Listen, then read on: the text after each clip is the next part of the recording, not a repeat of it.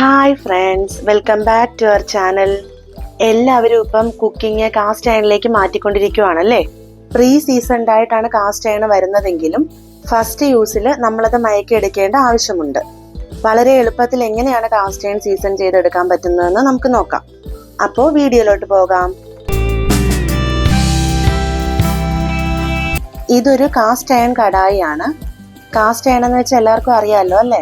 നമ്മൾ ഇരുമ്പിന്റെ പാത്രങ്ങൾ വാങ്ങുമ്പോൾ ഓൾറെഡി മയക്കി തരുന്നവയാണ് പ്രീ സീസൺഡ് കാസ്റ്റ് അയൺ എന്ന് പറയുന്നത്. അങ്ങനെയാണെങ്കിൽ പോലും ആദ്യം ഉപയോഗിക്കുമ്പോൾ നമ്മളൊന്ന് മയക്കി എടുക്കേണ്ട ആവശ്യമുണ്ട്. ഇതിപ്പോൾ ഞാൻ വാങ്ങിച്ചിട്ട് കുറച്ച് നാളായേ, ബട്ട് യൂസ് ചെയ്യാനായിട്ട് പറ്റിയിട്ടില്ല. അതുകൊണ്ട് തന്നെ ചെറുതായൊന്ന് തുരുമ്പെടുത്തിട്ടുണ്ട്. അതൊക്കെ നമുക്ക് ഇങ്ങനെ ചെയ്യുമ്പോൾ മാറി കിട്ടും. ആദ്യം നമ്മൾ ഇതുപോലത്തെ ഒരു സ്ക്രബ്ബറും മൈൽഡ് ആയിട്ടുള്ള ഒരു ഡിഷ് വാഷറും ഉപയോഗിച്ച് നന്നായി ഉരച്ച് കഴുകിയെടുക്കുക. ഞാനിവിടെ കഴുകിയെടുത്ത് കൊണ്ടുവന്നിട്ടുണ്ട്. ഇനി ഫ്ലെയിം മീഡിയത്തിൽ വെച്ച് കഴുകിയെടുത്ത ആ വെള്ളമൊക്കെ ഒന്ന് വറ്റിച്ചെടുക്കുക. ഒരുപാട് ചൂടാക്കണ്ട, വെള്ളം ഒന്ന് മാറി കിട്ടിയാൽ മതി. ജലാംശം എല്ലാം മുഴുവനായി പോയിട്ടുണ്ട്. ഇതിലേക്ക് കുറച്ച് എണ്ണ ചേർത്ത് കൊടുക്കാം.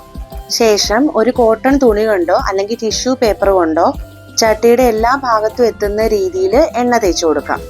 ഏറ്റവും നല്ലത് എള്ളെണ്ണയോ ഫ്ലാക്സീഡ് ഓയിലോ ഒക്കെയാണ്. അതില്ലാന്നുണ്ടെങ്കിൽ സൺഫ്ലവർ ഓയിലോ, അതുമില്ല എങ്കിൽ മാത്രം വെളിച്ചെണ്ണ ഉപയോഗിക്കാം. ചട്ടിയുടെ എല്ലാ ഭാഗത്തും എത്തുന്ന പോലെ തന്നെ തേച്ചു കൊടുക്കണം. ഒരുപാട് എണ്ണയൊന്നും ആവശ്യമായി വരില്ല, കുറച്ചെടുത്ത് സ്പ്രെഡ് ചെയ്ത് കൊടുത്താൽ മാത്രം മതി.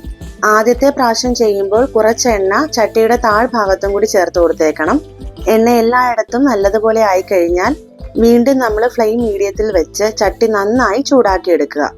ഇപ്രാവശ്യം ചൂടായാൽ മാത്രം പോരാ, ഇതുപോലെ പുക വരുന്നത് വരെ ചൂടാക്കി എടുക്കണം.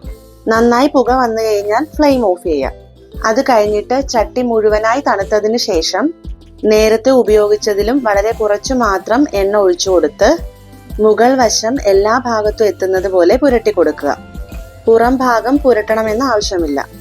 ഇതുപോലെ 4-5 തവണ റിപ്പീറ്റ് ചെയ്യണം.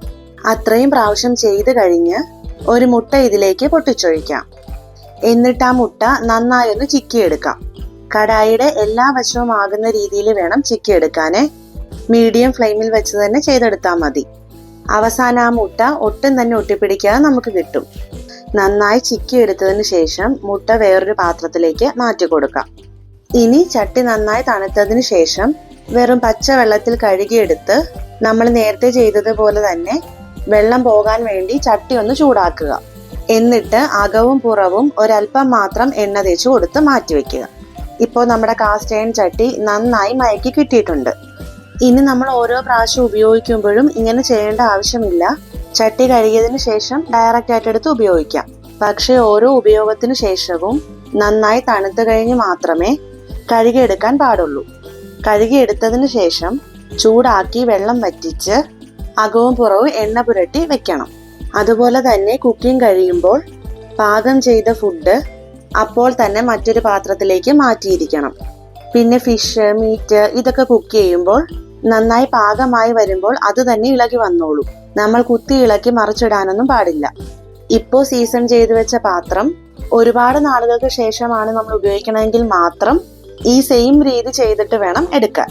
അതുപോലെ നല്ലവണ്ണം തുരുമ്പെടുത്തതും നമുക്ക് ഇതുപോലെ സീസൺ ചെയ്തെടുക്കാൻ പറ്റും. നന്നായി ഉരച്ച് കഴിയതിന് ശേഷം ഇങ്ങനെ ചെയ്തെടുക്കണം. ഇങ്ങനെ ചെയ്താൽ എത്ര കാലം വരെ വേണമെങ്കിലും നമുക്ക് ഇതുപോലെ തന്നെ ഉപയോഗിക്കാനായിട്ട് പറ്റും. വീഡിയോ ഇഷ്ടമായിട്ടുണ്ടെങ്കിൽ എല്ലാവരും ലൈക്ക് ചെയ്യണം, കമന്റ് ചെയ്യണം, സബ്സ്ക്രൈബും ചെയ്യണേ.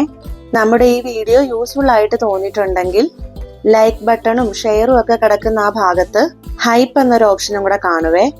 അതും കൂടെ ഒന്ന് ടച്ച് ചെയ്തിട്ട് എത്ര പോയിന്റ്സ് ആണോ നിങ്ങൾക്ക് വരുന്നത് അതും കൂടെ ഒന്ന് ചെയ്തേക്കണേ. ഈ ഹൈപ്പ് ഓപ്ഷൻ വീഡിയോ ഇട്ട് 7 ദിവസം വരെ മാത്രമേ കാണുള്ളൂ. അപ്പോൾ എല്ലാവരും സപ്പോർട്ട് ചെയ്യുമെന്ന് പ്രതീക്ഷിക്കുന്നു. Thank you.